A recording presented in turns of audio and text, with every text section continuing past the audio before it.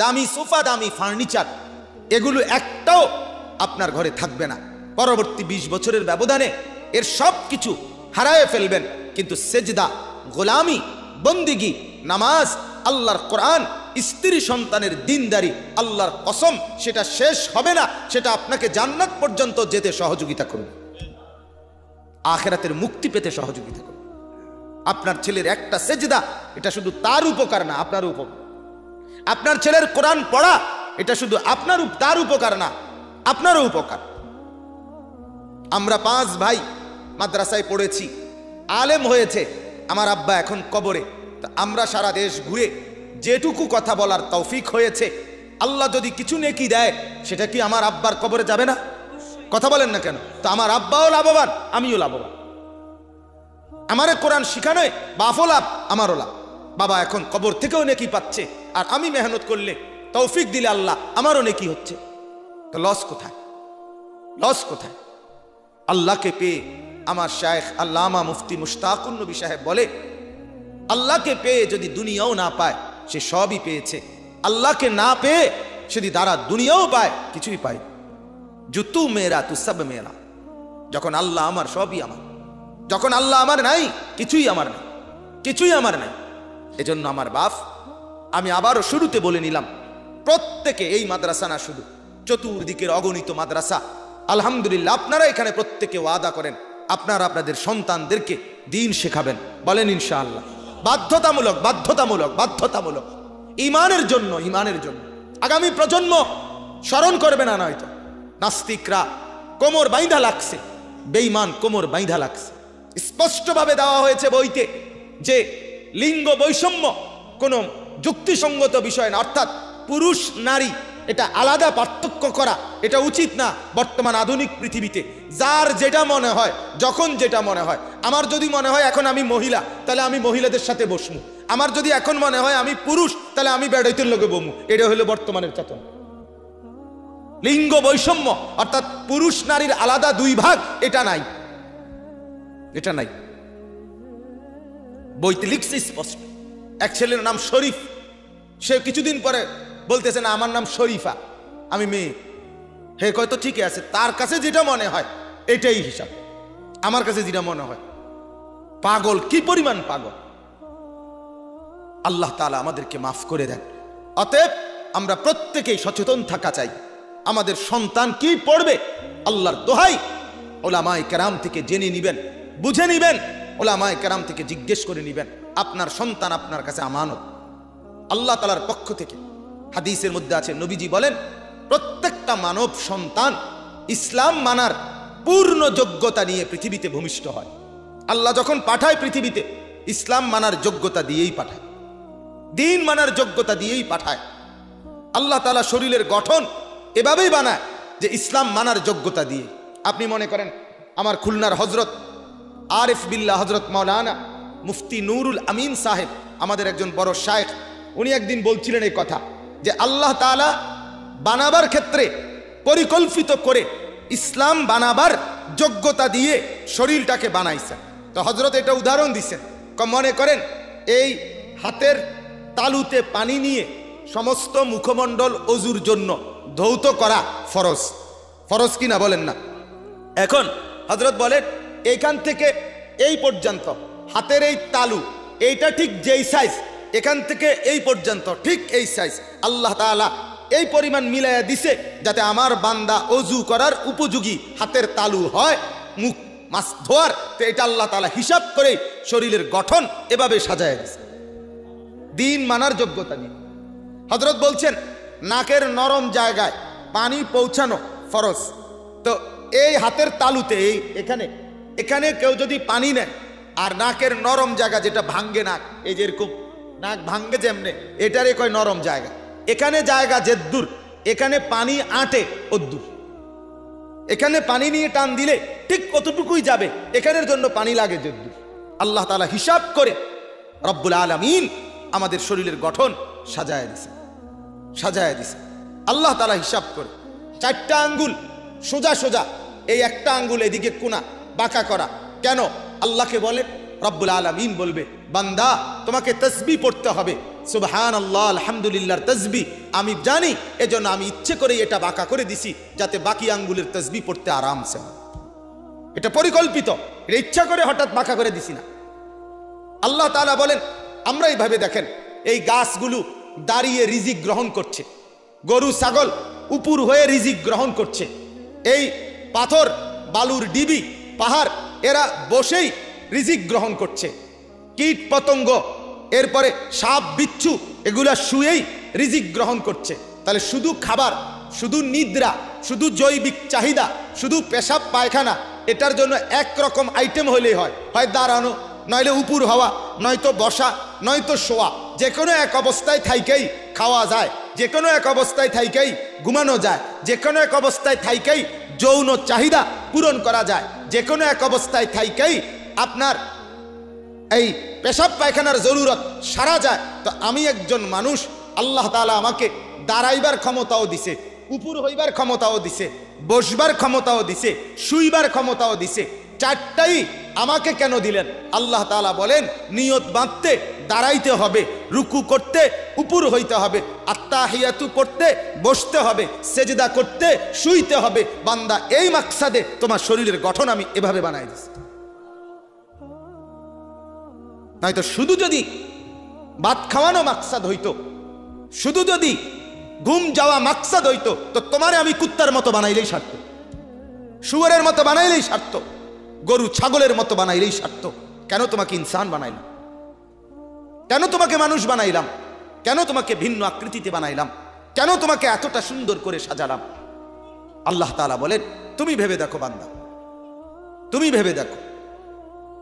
এজন্য বাপ, আমরা প্রত্যেকেই আল্লাহ নবী সাল্লাল্লাহু আলাইহি সাল্লামের এই হাদিস, নবী বলেন, ইসলাম মানার যোগ্যতা নিয়েই প্রতিটি বাচ্চা ভূমিষ্ঠ হয়। ফাআবাওয়াহু ইউহাব্বিদানিহি ওয়া ইউনাসসিরানিহি ওয়া ইউমাজ্জিসানিহি। নবীজি বলেন, অতঃপর ওই বাচ্চাটাকে তার মা, তার বাপ, মা বাবা ইহুদি বানায় দেয়, খ্রিস্টান বানায় দেয়, অগ্নিপূজক বানায় দেয়। বুঝ হওয়ার পর থেকে ছেলেটা বুঝ হয়েই দেখে তার বাবা বিড়ি খায়। ছেলেটা কি শিখলো? আগুনের পূজা করে তার বাপ। আপনি আগুনের পূজারী, আপনার জীবন চলে না আগুন ছাড়া। আপনার সকাল কাটে বিড়ি, দুপুর কাটে বিড়ি, বিকাল কাটে বিড়ি, রাত্র কাটে বিড়ি। আপনি যেন আগুনের পূজারী, নাই তো কি বলেন? তাহলে আপনার সন্তানকে আপনি কি বানাইলেন? কি গড়লো? শিখলো কি? আপনি কি বুঝাইলেন? মাফ করবেন আমার, আপনি বলেন নাই।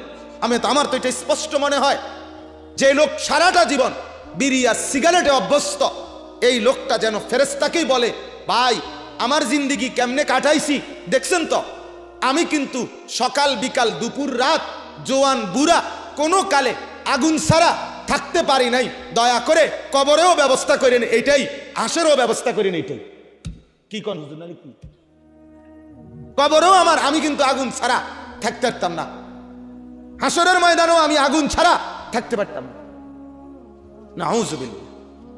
তাহলে বিবেক নিয়ে ভাবেন, ইনসাফ নিয়ে ভাবেন।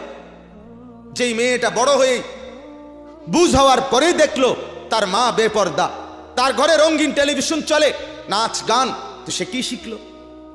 সে কি শিখলো বলেন না? সে মূর্তি পূজার ইহুদি খ্রিস্টানদের কালচার সারা, অন্য কিছু কি শিখলো সে?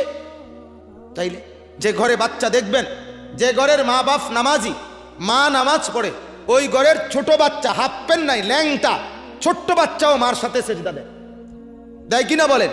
বাবার সাথে মসজিদে যাওয়ার জন্য আবদার করে বাচ্চা। বুঝা গেল বাচ্চা বাপকে অনুসরণ করে, মাকে অনুসরণ করে। এজন্য মা বাবার দিনদারি, মা বাবার ফাহাম, বুঝ, দ্বীনি চেতনা সন্তানের গড়ে তোলার জন্য জরুরি, অত্যন্ত জরুরি, অত্যন্ত জরুরি।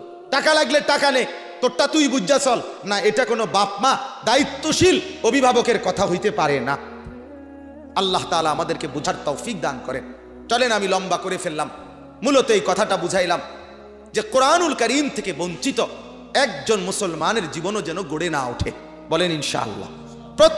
প্রত্যেকে নিয়ত করেন।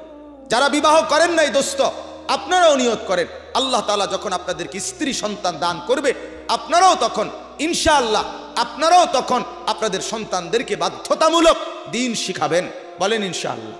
আমি সব সময় বলি যে কেউ যদি বলে আপনার একটি ছেলেকে হলেও মাদ্রাসায় পড়ান, আপনার একটা মেয়েরে হলেও মাদ্রাসায় পড়ান, এটা আমার ব্যক্তিগত কথা, আমার ব্যক্তিগত মত হইল এই কথা বলা সম্পূর্ণ নাজায়েজ, এটা গুনাহগার হবে, এই কথা বলা যাবে না। আপনার 3টা ছেলে, কমপক্ষে একটাকে হলেও মাদ্রাসায় পড়েন। কেন? আপনার কাছে কি আমি ভিক্ষা খুঁজতেছি নাকি? কথা বলেন না, এটা কি ভিক্ষা? তাইলে আপনার সন্তান যদি 3 জন হয়, আল্লাহর কোরআন শিখবে 3 জন, 4 জন হইলে 4 জন, যতজন ততজন। ঠিক কিনা বলেন না কেন? দিন শিখবে কয়জন? যতজন ততজন। আলা কুল্লি মুসলিম অর্থ কি 3 জনে 1 জন? আলা কুল্লি মুসলিম অর্থ কি 4 জনে 1 জন?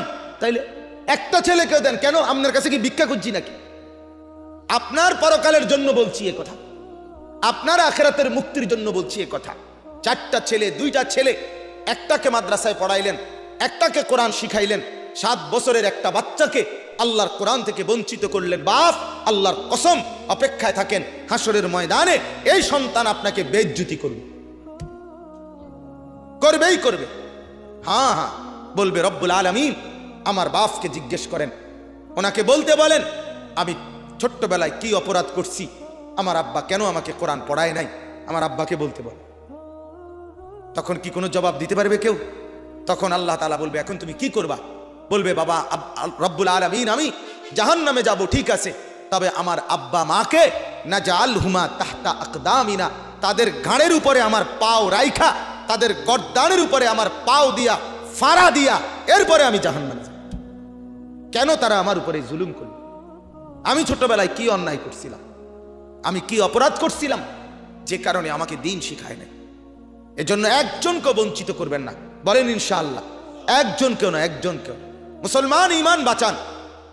দাজ্জালের সব প্রস্তুতি সম্পূর্ণ, বিশ্বাসের মধ্যে, চেতনার মধ্যে, আকীদার মধ্যে, বইয়ের মধ্যে, চলাফেরার মধ্যে, চুলের মধ্যে, লেবাসের মধ্যে, পোশাকের মধ্যে, সর্বদিকে আজকে দুশ্মনের চেষ্টা মুসলমানের প্রজন্ম যেন দাজ্জালের অনুসারী হওয়ার মতো তৈরি হয়। এই জন্য চুল বিকৃত করে ফেলছে, জামা কাপড় বিকৃত করে ফেলছে, চিন্তাধারা, চলাফেরা, লেবাস, পোশাক সব বদলাইয়া দুশ্মনের মতো বানায় দিছে। এখনো যদি আমরা না বুঝি, নিজের সন্তান বাচ্চার ঈমান না বাঁচাই, তাহলে আগামী প্রজন্মে যেই কোনো মুহূর্তে দাজ্জালের খপ্পরে পড়ে চিরস্থায়ী জাহান্নামী হয়ে যায়। আল্লাহ তাআলা আমাদেরকে হেফাজত করেন, আল্লাহ তাআলা আমাদের কলিজার মধ্যে বুঝ দান করেন। চলেন আয়াতের তর্জমাটা শুনেন। আল্লাহ তাআলা বলেন, আরাআইতা মান ইত্তাখাযা ইলাহাহু হাওয়াহু। নবীকে বলছেন, আল্লাহ তাআলা আমাদের প্রিয় নবী সাল্লাল্লাহু আলাইহি ওয়াসাল্লামকে লক্ষ্য করে বলছেন, নবী, বন্ধু, দোস্ত আমার, আপনি কি দেখছেন ওই ব্যক্তিকে? আপনি কি খেয়াল করতেছেন ওই লোকটাকে? কাকে? মান ইত্তাখাযা ইলাহাহু হাওয়াহু, যে তার প্রবৃত্তিকে, যে তার মনের চাহিদাকে তার খোদা বানায় ফেলছে। তার খোদা, তার দেবতা, তার ঈশ্বর তার মনের চাহিদা। তুই এটা এরকম করলা কেন? আমার মন চাইছে। এই বাবা, তুমি দাঁড়াইয়া পেশাব করলা কেন? আমার মন চাইছে। এই ছেলে, তুমি এই মেয়ের সাথে ঘুরছো কেন? আমার মন চাইছে। এই ছেলে, তুমি এভাবে গালিগালাজ করতেছো কেন? আমার মন চাইছে। এই তুমি নেশা করছো কেন? আমার মন চাইছে। এই যে আপনি এইভাবে, চাচা আপনি এইভাবে বাজারে ব্যবসা করছেন হারাম ভাবে, এটা করছেন কেন? আপনার অসুবিধা কি? আমার মন চাইছে। এই প্রত্যেক ক্ষেত্রে মনের চাহিদা, আমার মন চাইছে। হাওয়া, নফসের চাহিদাকে যে ব্যক্তি খোদা বানাইয়া ফেলছে, আল্লাহ তাআলা বলে, বন্ধু আপনি কি দেখছেন তাকে? তার মানে আপনি তার কারবারটা দেখছেন, তার চলাফেরাটা দেখতেছেন, তার মধ্যে পরিবর্তনের ন্যূনতম এক বিন্দু আছেনি কিছু। সে আপাদ মস্তক নফসের পূজারী, শাহওয়াতের পূজারী, প্রবৃত্তির পূজারী, হাওয়ার পূজারী, অর্থাৎ মন যা চায় তার এই প্রবৃত্তির পূজারী। আল্লাহ তাআলা বলেন, আফা আনতা তাকুনু আলাইহি ওয়াকিলা, আপনি কি এর পরেও তার ব্যাপারে নিজেকে অভিভাবক মনে করেন? অর্থাৎ আল্লাহ তাআলা বললেন যে তার পুরা আপাদ মস্তক, পুরা জীবন জিন্দিগি, চলা ফেরা, উঠা বসা মনের চাহিদা মতো ছেড়ে দিছে, আপনি তার অভিভাবকত্বের জিম্মাদারি নিবেন না। কারণ এই ব্যক্তি নিশ্চিত নিজেকে পরিবর্তনের, বদলানোর কোনো মানসিকতাই তার মধ্যে নাই। আপনি তারে বুঝাইয়া কি করবেন? আপনি তারে বুঝাইয়া কি করবেন? এরপরে আল্লাহ তাআলা বলেন, আম তাহসাবু আন্না আকসারাহুম ইয়াসমাউনা আও ইয়াকিলুন। নবীকে আল্লাহ তাআলা বলছে, এই নফসের পূজারী যারা, মনের চাহিদার পূজারী যারা, সর্বকিছুতে মনের ইচ্ছা মতো চলে যারা, আপনার কাছে হয়তো মনে হচ্ছে তাদেরকে আপনি বললে তারা শুনবে, অথবা তারা ভাববে, দিমাগ খাটাবে, চিন্তা ভাবনা করবে। আল্লাহ বলে, না না, নফসের পূজারী যে হয়, মনের চাহিদা মতো যে জিন্দেগি চালায়, ইনহুম ইল্লা কাল আনআম, এটা মূলত আর কিছু নয় বরং জানোয়ার, জানোয়ার, জানোয়ার। সে আসলে মানুষ না। বালহুম আদাল্লু সাবিলা, আল্লাহ বলে জানোয়ারও না শুধু, বরং তার চাইতো নিকৃষ্ট বিপদগামী, পথভ্রষ্ট, বরং এর চাইতো জঘন্য গুমরাহির পথে ধাবমান এই ব্যক্তি। তাহলে এবার আয়াতের তর্জমা শুনলেন, এবার অল্প একটু ব্যাখ্যা শোনেন, অল্প একটু কথা। মূল বক্তব্য হলো এই কথাটা বুঝানো, ইত্তেবাউল হাওয়া। হাওয়া, এই ছোট হা ওয়াও ইয়া, হাওয়া এই শব্দটা হলো শরীয়তে অনুমতি নাই এমন যেই কোনো কিছুর দিকে নিজের মনকে ধাবিত করা। এটারে কয় নফসের পূজা, এটারে কয় প্রবৃত্তির অনুসরণ, এটারে কয় মনের চাহিদা মতো চলা। শরঈ অনুমোদন নাই। এখানে দুইটা কথা আগে বুঝতে হবে। এক নাম্বার, চাহিদা, মনের কামনা, বাসনা, আকাঙ্ক্ষা, এটা আল্লাহ প্রদত্ত। মানুষের অন্তরে যদি আকাঙ্ক্ষাই না থাকে, মানুষের অন্তরে যদি আগ্রহ উদ্দীপনাই না থাকে, তাহলে পৃথিবীর কোনো কাজ কর্ম, চলা ফেরা কিছুই চলবে না। চলবে কি? কথা বলেন না। প্রত্যেকটা মানুষের মধ্যে আকাঙ্ক্ষা, এটা আল্লাহ প্রদত্ত। আগ্রহ আল্লাহ প্রদত্ত। আমি চাই আমার স্ত্রী হোক, আমি চাই আমার সন্তানাদি হোক, আমি চাই আমার অর্থ সম্পদ হোক, আমি চাই আমার বাড়ি গাড়ি হোক, আমি চাই আমি একটু আরামে থাকি, আমি চাই আমার একটা সুন্দর বিল্ডিং হোক। এই যে চাওয়া, এই যে আকাঙ্ক্ষা, আল্লাহ তাআলা এটা আল্লাহই দান করছে। এটা কে দান করছে বলেন না? আল্লাহ তাআলার দান। আকাঙ্ক্ষা, আগ্রহ, চাহিদা, শাহওয়াত। কিন্তু লক্ষণীয় বিষয় হলো অন্তরের আকাঙ্ক্ষা জাগবে, আগ্রহ তৈরি হবে। এরপরে আপনার দায়িত্ব শুধু এই আগ্রহটাকে বিচার করা, মাপা, যাচাই করা যে এটা অনুমোদিত না অনুমোদিত। এটার ভিত্তিতে ফায়সালা, এটার ভিত্তিতে পাপ কিংবা এটার ভিত্তিতে পুণ্য। অর্থাৎ মনে করেন, নারী দেখলে, মহিলা দেখলে, মেয়ে দেখলে আপনার অন্তরের ভিতরে কামনা জাগে, আকাঙ্ক্ষা জাগে। এই আকাঙ্ক্ষা তৈরি হইল, ঠিক আছে, ভিতরে। এবার আপনার উচিত দেখা এটা, এই যে আগ্রহ আমার অন্তরে জাগলো, এখন এইটা কোন নারীর বেলায় বৈধ, কোন নারীর বেলায় অবৈধ। এই নারী যদি আমার স্ত্রী হয়, তাহলে পুরাটা আগ্রহ, আকাঙ্ক্ষা হালাল, ঠিক কিনা বলেন? এটা পুরাটাই নেকি। এই আকাঙ্ক্ষাটা যদি ভিন নারী, রাস্তার মহিলা, অন্যের মেয়ে, অন্যের মা বোনের প্রতি জাগে, তাহলে ওই আকাঙ্ক্ষা বাস্তবায়ন করা পুরাটাই গুনাহ।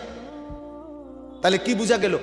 আগ্রহ, চাহিদা, আকাঙ্ক্ষা, এক্ষেত্রে যে ব্যক্তি শরীয়তের নির্দেশনা মানে না, সে বরবাদ, সে বরবাদ। আর এটারই কয় প্রবৃত্তির চাহিদা, এটারই কয় ইত্তেবাউল হাওয়া, এটারই কয় ইত্তেবায়ে নফস, এটাই কয় নফসের কামনা বাসনা মতে চলা।